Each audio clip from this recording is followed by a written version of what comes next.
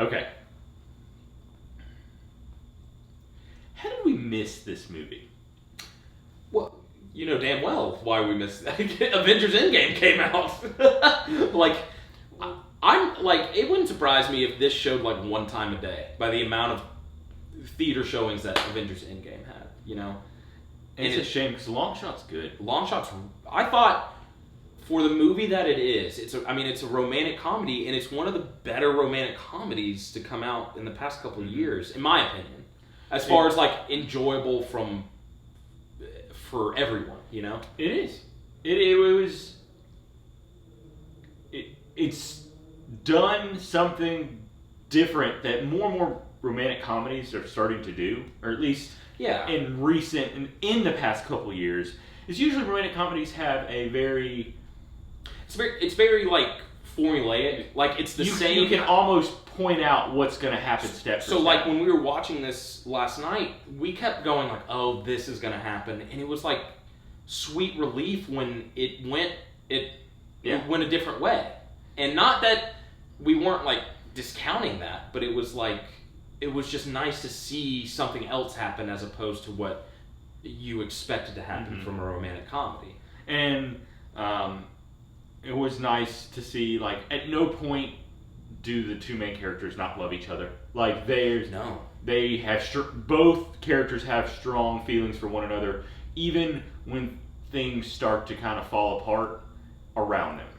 And that's around the time we were like, oh, this is what's going to happen, like in a traditional romantic comedy, and it never, and it doesn't, happens. and it all falls back to what you just said, is that they do truly love each other, and it's not like a will they, won't they. It's more of like there are just so many circumstances around them that are making it difficult for the relationship to happen, you know? Yeah. So, I thought the chemistry between them was great, really, because I mean Seth Rogen, he plays the same character. It's very similar to, not in style, but very similar to Woody Allen in terms of what. Yeah, not in style. Yeah. He's not in style, but you know what you're gonna get. Yeah. Yes, like he's not bad. No, he's not bad at all. Like he's done certain role. Like I thought he was good in Steve Jobs, and I mean he's in 50-50. He was good too. Like he has shown that he can have a certain, like Woody Allen. Yeah, he can have a certain amount of range. No, that's a good comparison. Mm-hmm. Are we saying Seth Rogen is this generation's Woody Allen? Amazing, amazing, Kyle. That's a bold statement. But I mean it's. I know. Acting wise, you're right. That is true. But Charlize Theron was great in this movie. She is. She's always been, like, I've loved her since I was like 8 years old. Like she first caught my. Well, I mean, oh God, I always forget she's in That Thing You Do. Yeah, she's the first girlfriend in That Thing You Do, and she has been cute and gorgeous and a good actress since that time. And she was like 16 when that happened. And, I mean, her range as an actress in general, but in this movie is... And we talked about this beforehand. And it's surprising I brought this up to you. Mm-hmm. We watched that movie last night, and I was laying in bed. It was late. And I was sitting there, and I was like... Where are we getting at? Well, with Charlize Theron, Kyle. All right, skip the details. Let's get back to the topic at hand. But no, you sit there and go, she has, in this movie, she shows a ton of range. Yeah. A ton of range. Yeah. And it's odd to say that in this type of movie, but she goes from playing everything, she's kind of stern and serious. Well, she's like a politician. Mm-hmm. And she's having... And you watch it, and you're like, oh, I buy this. Yeah. And then she goes from playing, I don't want to say sexy, but she's... I mean, well, she doesn't have to try hard to be sexy, no, but she can. She does play that part pretty well. I'm trying to think of the right word to put it, but she's kind of like seductive. I wouldn't say seductive. No, she's just... She's not like playing a stern individual. She's just someone that looks that way. She's confidently looking like a very attractive individual. And she's got moments where she's doing that, and you're like, oh, and then she's got moments where she's very cute girl next door. But it's because she was. Yeah. And so Seth Rogen's character, she was. And that was where, like... The chemistry was really good. The chemistry was really good. And that's actually where that... She's also hilarious in this movie. And that was actually kind of a turn on this movie that I liked, as opposed to something that usually happens like this, is where someone is very serious, they meet someone that's kind of kooky and out there and crazy, and then they start to lighten up. It seemed like she always had that sense of humor. It was like she just put it away because of her job. Mm-hmm. And it was finally being able to talk to someone that knew her before she was a politician. Yeah. Was like, no, she felt comfortable being with someone that she could just joke around with. Yeah. And that showed. And she was great, and she was hilarious. And then it ends with her being a very vulnerable individual. And in that, she played that well. And it was just the whole spectrum of Charlize Theron that she got. The only thing we're missing is her as an action hero. Like, that's it. You know, and she is, like, while she's only playing those aspects in small little bits, you sit there and go, it's so believable, and it goes to show her range as an actor. She's Charlize Theron. Yeah. I mean, it's good. She played a mentally challenged girl on Arrested Development. I bought it. And I bought it. Well, I bought her not being... I was right there with the Bluths. Yeah. No, she was, you know, not phenomenal, but she was great in this movie. And it's like, I can't really picture any other... Very few actresses could pull off what she did in this movie. It's Mr. F. Mr. God, we could go on all day about Arrested Development. But no, she is great in this movie. I thought Seth Rogen, all his movies, they are very similar in the sense that there's some immature humor, there's some laughs are supposed to be shocking, like oh my god, it's crazy. But what I have to give him, he is consistent. Like, he consistently gets me to laugh at things, and on top of that, almost all his movies are sweet. Yeah, they have there's something about them that it has heart. Mm-hmm. Like, by the end of the movie, you feel very connected to especially these main characters, and really rooting for them. Mm-hmm. And that's no different in this movie at all. And it all really goes back to they do love each other. And It's funny how at face value you look at the poster and you're like, why is Charlize Theron getting with Seth Rogen? But within the first 15, 20 minutes of them being together on screen, you're like, I get it. Mm-hmm. Like, it makes so much sense because their chemistry is so good. You know? It is. Let's talk about somebody who just really stood out to both of us in this movie. Oh. Ice Cube Jr. Listen, he's a little more dignified. It's O'Shea Jackson Jr. I used to call him Ice Cube Jr., and this movie really made me come around. Well, it's true. You know, like this is now where I'm like, I think that's unfair to call him Ice Cube. Because I don't know if his dad could have done this. A young... No, he couldn't. I really do like Ice Cube as a rapper, I even like him as an actor. Like, Barbershop was one of my favorite movies growing up. But Barbershop's fantastic. No, Barbershop's good. All three of them are pretty good. The second one's okay. Third one's pretty solid. First one's great. I love the first one. But no, I don't think a young Ice Cube could have done this role. And I thought O'Shea Jackson Jr. was great in this specific role. Like, you almost want to watch like a buddy film. I want to see just them two. Well, okay, so O'Shea Jackson Jr. and Seth Rogen were friends going all the way back to college, right?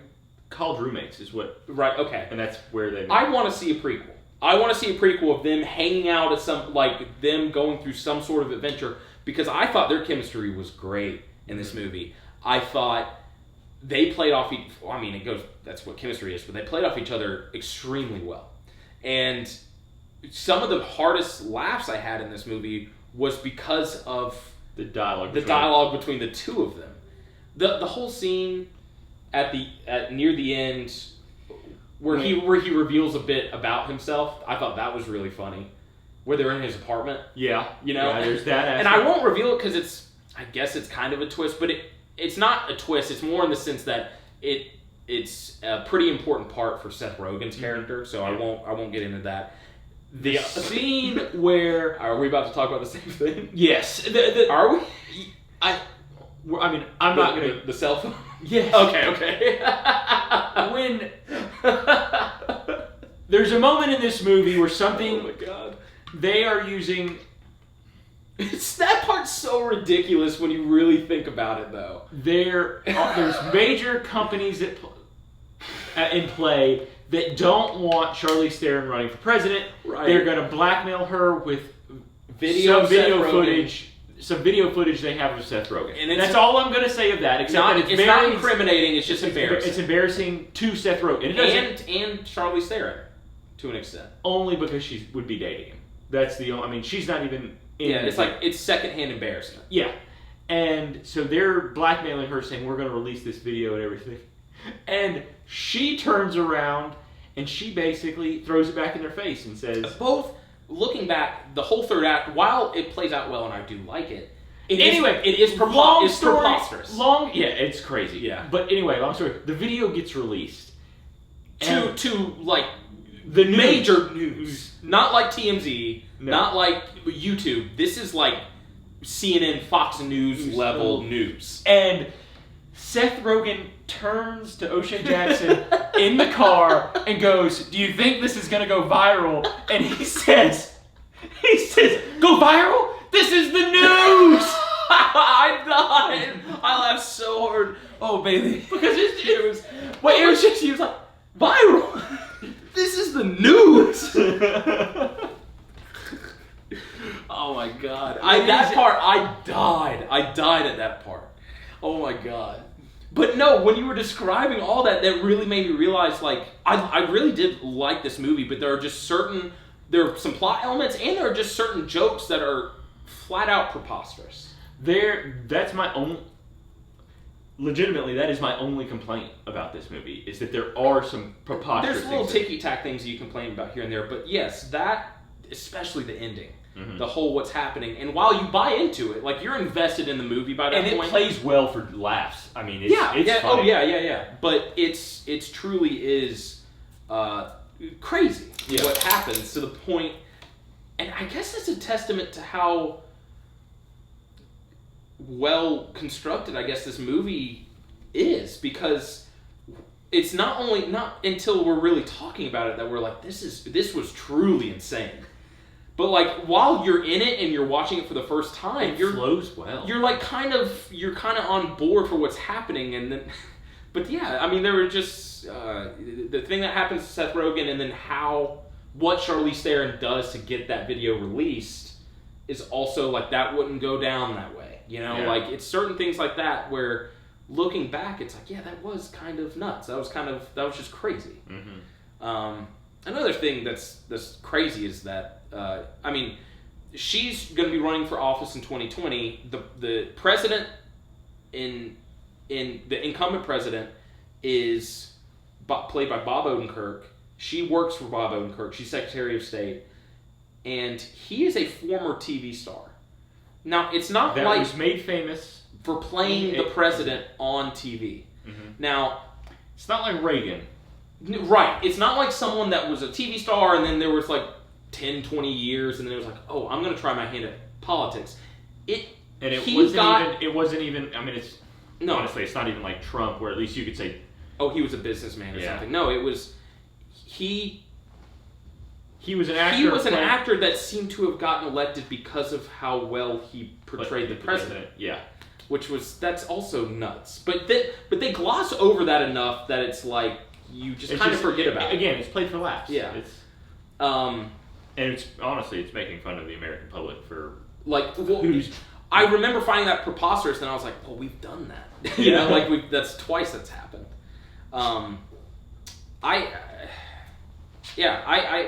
I really like this movie. I will say, funny aspect of that is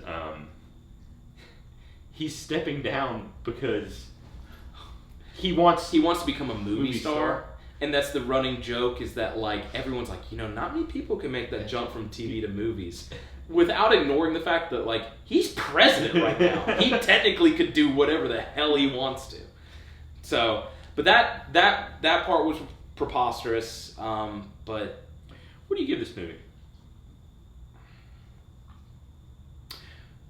I think I would give this a B.